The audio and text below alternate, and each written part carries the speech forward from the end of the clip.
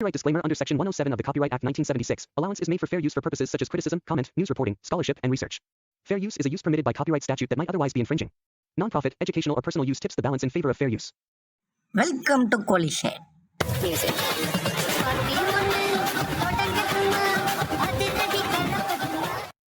இந்த வீடியோல நம்ம காடு வெட்டி ரோஸ்ட் தான் பார்க்க போறோம். என்னடா இது? இத்தேதுடா ஏத்தாண்ட.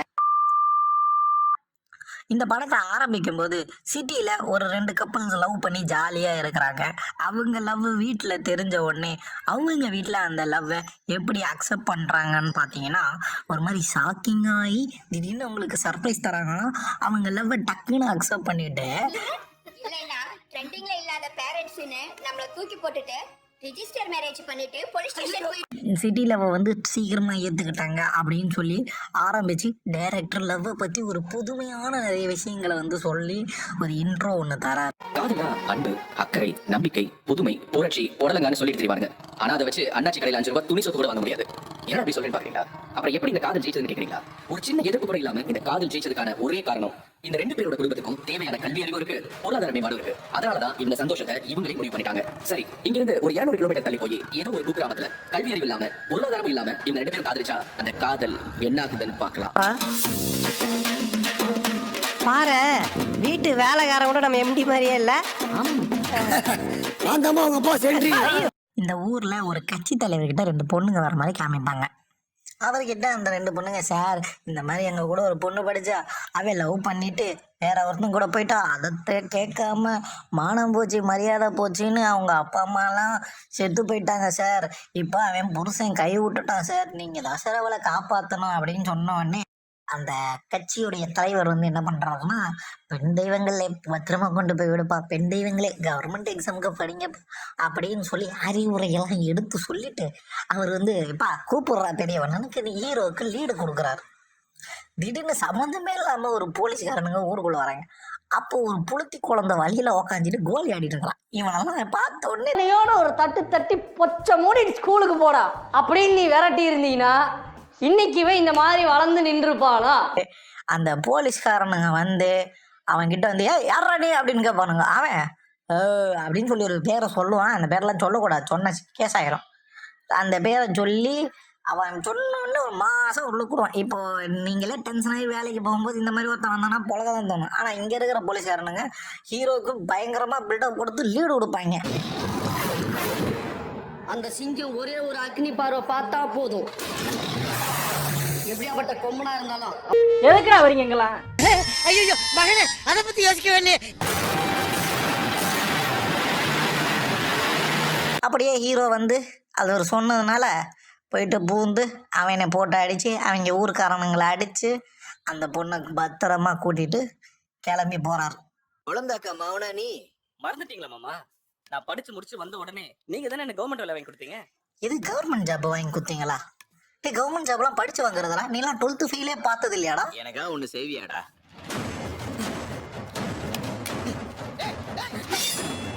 அறுத்துக்கிட்டுமா? டேய் டேய், ஏ மூளைக்கட்டப்பல, ஏ முட்டாப்பல, ஏ மக்கட்ட மக்கட்ட மக்கட்ட, டேய் ஒன்னாடா போடா, அப்படி போடா. இப்போ அந்த ஊர்ல ஒரு பஞ்சாயத்து ஒன்று கூடுறாங்க. இப்படி ஒரு கேவலமான பஞ்சாயத்து இந்த ஊர்ல எவனுமே பார்க்கக்கூடாது. ஏன்னா அப்படிப்பட்ட கேவலமான ஜந்துகள்லாம் இருக்குது. இத்தனைக்கு இவங்கெல்லாம் ஹீரோ சைடு தான். அது வந்து இவனுங்க குளோரிஃபை பண்றானுங்களா இல்லை காமெடி நினைச்சு பண்றானுங்களான்னு தெரியல. எதுக்கு தடை போடுறீங்க? நம்ம ஊர் பொம்பளை நைட்டி போட்டுக்கிட்டு அலையுதுங்க, அதுக்கு ஒரு தீர்ப்பு சொல்லி தடை பண்ண கூடாதா? முதல்ல உன் பண்ற நைட்டியை போட்டு சுத்த நிறுத்தியா? அந்த வேலையில தான்டா சொல்றேன். நம்ம ஊர் பொம்பளை நைட்டி போட்டு சுத்துறத பார்த்தா அக்கேச்சமே நிக்க வச்ச மாதிரியே கீழே அமைப்பே மறந்து போச்சு. முந்தன் மாமா என்ன காலை பண்ணணும் சொன்னா பசங்க பல்லு வளர்க்குற? ஏன் காலில் பல்லு வளர்க்குறா உட்கார கொடுக்குறேன்? ஒருத்த ஒண்ணுக்கு ஏதாவது தவிர தள்ளுது, இன்னொன்னு கேக்குது. நாங்க ரொம்ப கேவலமான ஆளு. கேவலமான ஆளுனா எந்த லெவலுக்கு இறங்கி அடிமட்ட வரைக்கும் போய் அலசுவோம். சிரிச்சு கேட்டு ஜாலியா இருக்கிறான். இந்த மாதிரி இவனுங்க ஃபன் பண்ணிட்டு இருக்கிறத பொறுக்காம காண்டான ஒரு கிழட்டு அவனை வந்து அசிங்கமா திட்டிக்கோங்க, நீங்க எதை வேணாலும் ஃபில் பண்ணிக்கோங்க. அப்படிப்பட்ட அந்த கிழட்டுக்கு ஏந்து என்ன பண்றான், என்னடா நீங்க, நான் வந்து புழுங்க போறேன், நீங்க இங்க வந்து சிரிச்சுக்கிட்டு இருக்கீங்க அப்படின்னு சொல்லி அவர் காண்டாகி பாட்டு சொம்புல வந்து அந்த ஈனப்பிறவி ஒரு மூத்திரத்தை அடிச்சு எடுத்துட்டு போயிட்டு அந்த ஹீரோயின் மூஞ்சில போய் அடிக்கிறார். ஹீரோயின் மூஞ்சில் அடிக்கிறாரு. இது வந்து பண்றது யாருன்னா ஹீரோ சைடு ஆளுங்க தான், வேற யாரும் கிடையாது. அவன் அடிச்சுட்டு என்ன வார்த்தை வேற சொல்றான்னு பாருங்க. என்கிட்ட கேளுடி, அதை விட்டு ஊர் போயிடுற. சார் இவனை என்ன பண்ண சார்? டைரக்டர் கொஞ்சம் டிஃப்ரெண்டான ஆள், நான் லீனியர்ல இந்த கதையை சொல்லுவான். ஏன்னா ரிவர்ஸ்ல அப்படியே சொல்லுவார் போல. அதாவது ஒரு புது ஸ்க்ரீன் பிளே ரைட்டிங்லாம் இருக்கும். என்னன்னா அவங்க வந்து என்ன பண்ணியிருப்பாங்க, இவங்க லவ் பண்ணுறது வந்து ஊரில் இப்போ தெரிஞ்சு அவங்க ஊரில் போட்டு எல்லாரும் அந்த பொண்ணையும் அவனையும் போட்டு பொழப்பாங்க. பொழக்கிறது மட்டும் இல்லாமல் ஊருக்கு அந்த பொண்ணை கூட்டிகிட்டு வந்தா, என்னடா அந்த பொண்ணை வண்டியில் வந்து கூட்டிட்டு வரீங்கன்னு ஊரில் எவையவனோ ஓவர்டேக் பண்ணி அடிச்சுக்கிட்டே இருப்பான். இவனுங்கெல்லாம் இந்த ஊருக்காரங்களை எல்லாம் பார்க்கும்போது இவங்கெல்லாம் யாரா இவனுங்க, நிஜமாவே இப்படிலாம் இருக்கானுங்களா, இவனுங்கெல்லாம் எந்த யூனிவர்ஸ்லேருந்து இருக்கானுங்கன்ற மாதிரி நமக்கு தோணும். அப்படிப்பட்ட ஆளுங்களாம் இருப்பானுங்க இந்த ஊர்ல. டக்குன்னு கதை ஆர்கே சுரேஷ் பக்கம் திரும்பினா, ஆர்கே சுரேஷ் கிட்ட ஒரு பொண்ணு வந்து, ஐயா இந்த மாதிரி என்ன ஒரு பையன் லவ் டார்ச்சர் பண்ணிட்டு சாவடிக்கிறேன், நீங்க தான் ஏன் வந்து காப்பாற்றணும் அப்படின்னோடனே அவர் வந்து இந்த பர்சனல் டிஃபென்ஸ் இருக்குல்ல, அதை வந்து ரொம்ப ஓவரா பெப்பர் ஸ்ப்ரே தானே கொடுப்பாங்க. ஐயா வந்து நான் இந்த கத்தி எடுத்துட்டு போய் வெட்டு அப்படின்னு சொல்லி ஜாலியா போய் கொடுக்க, அந்த பொண்ணு அதை அவன் என்ன சொல்றானா, இவ படிக்கிறாளா என்ன பண்றானே தெரியல, கத்தி எடுத்து சரக்குன்னு அவன் கையில ஒரு போட்டுருவா. அப்புறம் இவங்க லவ் தெரிஞ்சு அந்த பையனோட ஊருக்காரங்களெல்லாம் போட்டு இந்த ஊருக்காரங்க போட்டு அடிச்சு, அந்த ஊர்ல இருக்கிற அந்த தலைவரை போட்டு அடிச்சுட்டு வாங்க. அந்த தலைவர் வர்றாரு, அவரை வந்து வில்லன் ஷேடாக தான் காமிக்கிறானுங்க. இதுல என்ன அவனுங்களுக்கு பொலிட்டிக்கல் லாபம் இருக்குன்றது எனக்கு தெரியல. அப்புறம் அதே கதை மறுபடியும் டக்குன்னு அந்த நாண்டமோட இதுக்கு வருது. அந்த பஞ்சாயத்துல வந்து அந்த ஈனப்பிறவிகள்லாம் சேர்ந்து அந்த பொண்ணு அறுத்துருப்பா அப்படின்றானுங்க. என்னன்னா அவன் அசால்ட்டா அறுத்துருன்ட்டு சொல்லி போயிட்டான். இவன் அறுத்துன்னு சொல்லிட்டு போனோடனே இந்த ஆளு ஒத்துப்பான். அவன் சார் ஓகே சார் நான் வந்து கொண்டுறேன் சார் அப்படின்னு சொல்லிட்டு இவன் பாட்டுக்கு போவான். ஆனா இவன் இந்த வீட்டு தலைவரை பார்க்கும்போது எனக்கு ரொம்ப பாவமா இருக்கு. எவனும் வந்து ஓவர்டேக் பண்ணிட்டு போவான். டேய் உனக்குலாம் என்னத்துக்குறா கரண்ட் அப்படின்னு ஒருத்தன் கட் பண்ணிட்டு போயிருவான். அதெல்லாம் பார்க்கும்போது ஏன்னா இந்த வீட்டுக்குள்ள எவன் வேணாலும் வந்து என்ன வேணாலும் பண்ணலாம் போலையடா, என்னடா எவனுமே ஒரு வார்த்தை கூட கேட்க மாட்டீங்களேன்ற மாதிரி அப்படி தோண வச்சுட்டான் அந்த ஆளு. அப்புறம் அந்த ஆளும் டென்ஷன் ஆகி போயிட்டு சோத்துல விஷத்தை கலக்கிற மாதிரி காமிச்சு அந்த பொண்ணு அதை தின்னுட்டு, அது சொத்த மாதிரி ஆக்டிங்லாம் கொடுக்கும். ஆனால் நிஜமாவே கலக்கலை, அது வேற விஷயம். டக்குன்னு சம்மந்தமே இல்லாமல் மறுபடியும் ஹீரோக்கு பில்டப் வைக்கிறதுக்கு இந்த வாட்டி வந்து போன வாட்டி போலீஸ் வந்தாங்க, இந்த வாட்டி கலெக்டரை கூப்பிட்டு பில்டப் கொடுக்கறதுக்கு ஒரு சம்மந்தமே இல்லாமல் ஒரு சீன் வச்சுருப்பாங்க. சார் அவர் வந்து பெரிய ஆளு இவர் அப்படி இப்படின்னு மறுபடியும் சம்மந்தமே இல்லாமல் ஒரு சீனு. அதை பற்றி பேசிலாம் டைம் வேஸ்ட் பண்ண வேணாங்க. ஸ்ட்ரைட்டாக இந்த கதை என்னதான் ஆச்சு, அவங்க லவ் சேர்ந்துதான் இல்லையான்னு கேட்டிங்கன்னா அந்த லவ் சேர்ந்துருக்கும். இவங்க கெட்டவங்களா காமிக்கிற பொலிட்டிக்கல் லீடரை இவங்களை கொள்ற மாதிரி காமிச்சு இந்த படத்தை வந்து முடிச்சிருப்பாங்க. பிற்படுத்தப்பட்டோரை கொள்றாங்க. என்னடா லாஜிக் இது, என்னப்பா குழப்புற அப்படின்ற மாதிரி இந்த படத்தை கொண்டு போய் ஒரு மாதிரி லேகா முடிப்பாங்க. அதாவது பீப் சாப்பிட்டுட்டு இருப்பார் வில்லன். இது பாருங்க, பீஃப் அரசியல்.